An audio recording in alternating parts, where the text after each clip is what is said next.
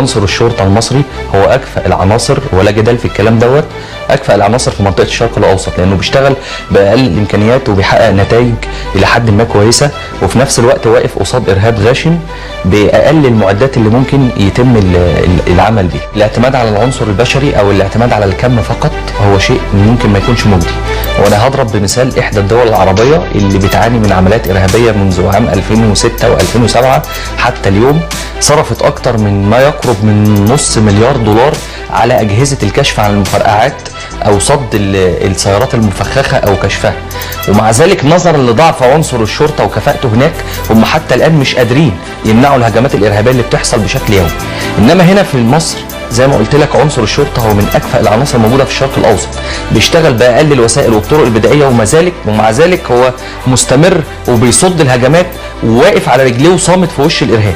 طب ما بالك لو تم تدعيمه ببعض وسائل الدعم اللوجستي او الوسائل المتطوره في الكشف عن المفرقعات او في اطفاء الحريق او في وسائل الثانيه، يعني وسائل الحمايه المدنيه ككل، يقدر يدي نتيجه ممكن نضربها في 20.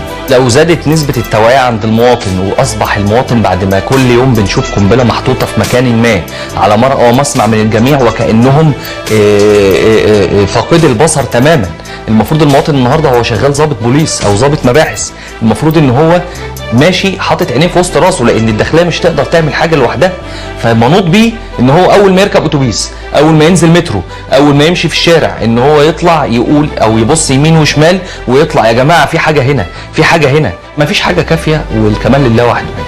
ومهما احنا كرجال امن او رجل امن او ضابط شرطه او فرد او مجند قدرت تقول له انا وفيت لك كافه مطالبك، يقول لك لا. ليه؟ لان هو بيبص للموضوع امنيا بشكل تاني، ومفيش مكان بيتم تامينه بشكل 100%، ومفيش منشاه بيتم تامينها ب 100%، ولا وسيله تنقلات ولا شخصيه هامه بيتم تامينها 100%. ده للامن بشكل عام او بفكره عامه عنه. فعشان تقول موجود دلوقتي وسائل تقدر تامن 100%، لا، انا اقول في عنصر كفء بيبقى واخد باله او ملاحظ جيد او متابع جيد للحاله، لو تم تدعيمه بوسائل اكتر تقنيه ممكن يؤدي نتيجه فعاله اكتر.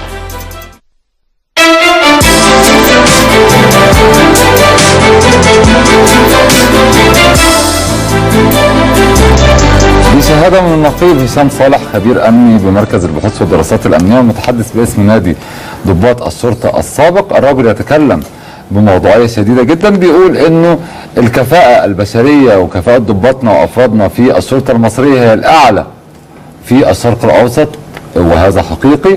وبيقول انه صعب جدا انهم يشتغلوا بدون امكانيات زي ما موجوده في الدول الاخرى، الامكانيات اللي اتكلم عنها سياده المساعد، وقال ان احنا محتاجين امكانيات فعلا، وده طبعا محتاج فلوس، محتاج اموال كبيره جدا. وقال ان المواطن عليه عبء وعليه دور، وده اللي قلناه في البدايه، ان المواطن يجب ان يكون جزء من هذه المنظومه الامنيه، لانه مش ممكن شنطه زي دي تتحط في محطه سكه حديد او مترو والناس رايحه جايه على الناس قاعده جنبها ولا حد بيسال ولا حد بيبلغ.